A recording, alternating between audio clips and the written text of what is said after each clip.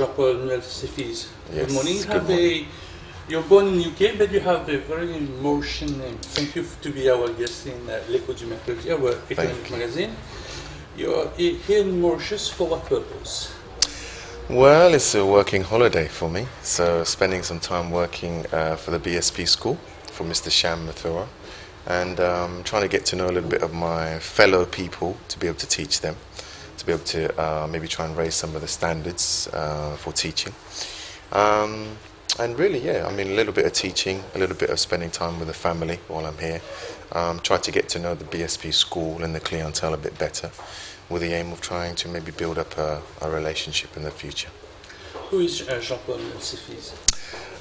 Jean-Paul Noel-Cephise is the gentleman who was born in the UK.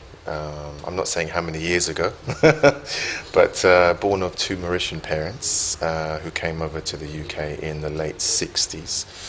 And really I've spent my career as an accountant, as a legal executive, and as a lecturer over the last 25 years. And what I'd like to do now is to bring that brand, bring that quality and brand over to Mauritius. So you're going to discuss in Roselle about business strategy. In Yep. a few words, what is, I know of word strategy, what is a business strategy? Well, business strategy in today's world is not the same kind of strategy we maybe had 15, 20 years ago. I think the more important question is, what's business strategy to our accounting profession now? Because the accounting profession is, under so much change, so much growth. So business strategy is evolving, is changing, as with the accountant's role is changing and evolving. The days of being an accountant just to sit and count is gone. That's finished. So now business strategy is at a new level where the accountant must be able to contribute, must be able to give, be able to contribute a wider view of the business than just simply the finance. When I read the word business strategy, it's more for entrepreneurs, by small SMEs. When I hear, I didn't know that it goes into accountants. Yes, but this is the evolution. This is the evolution of business strategy. It's no longer a case of accountants do one module business strategy, say, okay, I understand a little bit. No, the role is changing of accountancy because the world is changing. With globalization, with internationalism, we have so many things that we have learned about businesses and the world that an accountant now has got to understand. It's a strategic role. It's no longer just sitting in the back office working on your computer, on your spreadsheet, on your Excel. It's much more than that now. And the professions are changing. So the ACCA, ICAW, CIMA, they are all recognizing now that the accountant must have a wider role, a wider view of the business. You can no longer be sitting there in the corner in the back office. You must sit at the top with the directors, with the MD, with the CEO. That's the new role of the accountant of the future. So this is what strategy is. Can we say that someone doing accounting wants to be a strategist, becomes like a mentor, like a coach? Yeah, absolutely. In actual fact, my opening introduction slides refer to that: the accountant as the mentor, the accountant as the coach, the accountant as the consultant. The accountant, it's a very exciting time for accountants, very exciting. So if you have the mentality, you say, I just want to go into accountancy because it's safe, I'll sit behind a computer. You can't do that anymore. Work and eat.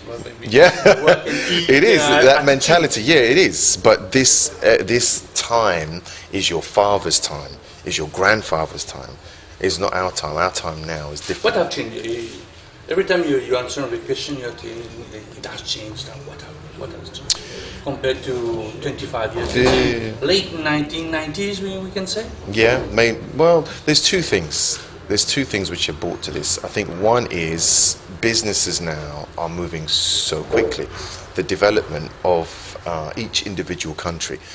Look how in just a short time you had China coming up and then start to coming down. You had all these countries all over the world have their time, because the world is moving at an unprecedented rate with technology, with communications, with movement of labor, relocation. There's so much going on.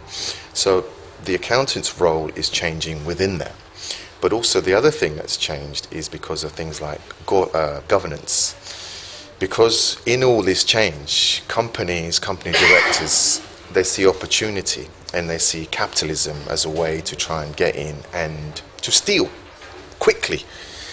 And really, for our economy to stay, to grow, we have to have a longer term view. And this is where governance comes in, and ethical behavior and CSR and all these things. So these two things have led to that change, which now mean that our role is of a caretaker, a coach, a strategist. The accountant's role now is so diverse, very, very diverse. So we have to think before we become accountants now. We have to say, if you was a lawyer, you would say, I want to become a human rights lawyer.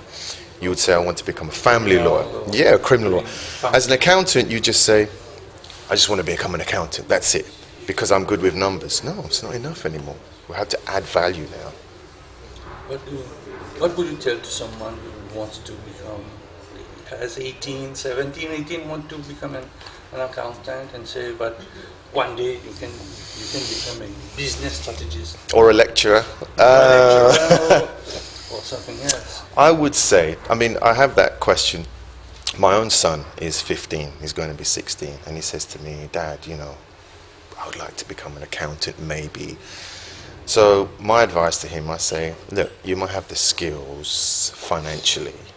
Maybe you are good with your brain, you're good academically. But as you said at the beginning, your view as an entrepreneur, I think that's the thing. And an entrepreneurial view is very much more business-minded. So you need the academic, but you also need the business mind as well.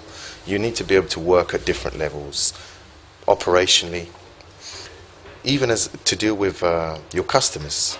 Not everyone can deal with customers. Some directors are great in the boardroom, but they walk past the customer. An accountant must be able to work at different levels. So flexibility as well as academic interest. And also be prepared to keep developing your skills. It's a changing world. What will they, maybe your son or maybe someone else have to read, have to lecture, have to listen, to watch? What do they have to do now? Because there are lots of information. All of it. But you know what's exciting is the new breed of generation coming. They're already very good with information. They use Facebook, Instagram, Twitter, social media. Some of these things are for friendships, and some are not very good. But as a tool, to be able to use those things to research, to find out the information, what's going on, what's happening with our competition, what's happening out there with our environment, what's happening inside our company, is a research flow of information, big data they call it, yeah, data, yes, research of information, and it's that skill to be able to find, analyze, manipulate information, but to still be able to look at the micro view, but still step back and have that. When to step back? Always. You have to be. It's a movement. It's a dance. You have to be able to stand there, but you also be able to step back. As and when. There's no formula. It doesn't say 2 o'clock this afternoon. You have to step back. You have to have that feel. When the decision process will come after 1 day, 2 days, you see what there are simple things like a figure in US can have a big impact on economy. A loss of growth in China, there's an impact. There's a war somewhere.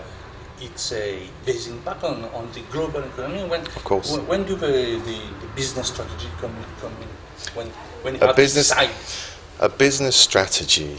In the old days, you could sit at the very top level and say, we have a very formal strategy and we will do it this time.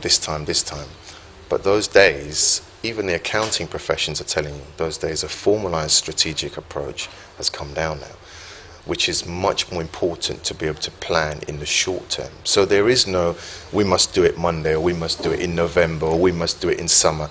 There isn't that. It's a case of continuously understanding how your environment influences your business. And then from the strategic perspective, it's your industry, it's your business, it's your competition, it's your customer. Welcome back to basics and know your industry, know your competitors. Yeah, but even basics. It is, but even knowing takes work. because you know it today, and tomorrow you don't know it.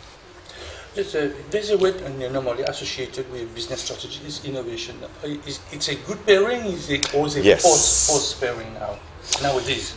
I think now, in these times, it's a very, very, very appropriate word to use. I mean, look, when we look at companies like Apple, yeah, everyone loves Apple. Apple got their problems, of course, but for a period, the word innovation, you would identify with Apple, would you not?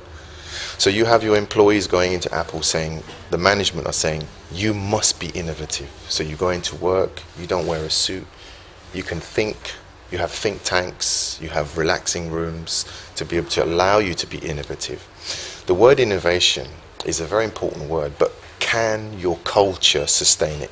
Does your boss want you to be innovative when you go to work, or does he want you to do 1, 2, 3, 4, 5 tasks today? Do you know what I mean? If we're going to allow innovation, we must give some room for innovation. That's a cultural shift which is very, very difficult to adopt. Why is it difficult? Because it's old school, No, new I think school, no. And then the social media. The kids now are 100% on Facebook now. It's easy Yes. strategy, but miss out when they are going to have newcomers, and when some company bans Facebook, some does not. Yeah, I mean, Facebook. Do I like Facebook? No comment. The thing is with Facebook, Facebook has its Social media, uses, we will of say course, social of media. course. But even Facebook has gone beyond social media now because they bought WhatsApp, so they understand that social media is WhatsApp. But they want to keep Facebook for their main business interests, and Facebook's gone very powerful. But I think it still needs to be monitored, within the course of a business, because are there deliverables? Is it tangible? You'll benefit from it. I think we'll find out in years to come. In your 25 years experience as an accountant and lecturer, what is the best strategy that you've learned, you've seen? You say, okay, we did that and that happened. There's one big example for you? To be perfectly honest, I've worked in so many businesses. Even before I worked as a lecturer, I must have worked in maybe 15 to 20 companies. I worked as a contractor. I've worked in manufacturing, I've worked in financial services, I've worked in legal services, I've worked in accounting services, so I've worked across the board. I think that question, is there one best strategy that comes out? Not really. I think it's quite refreshing to see in different industries, different views, but I wouldn't say there's one best strategy.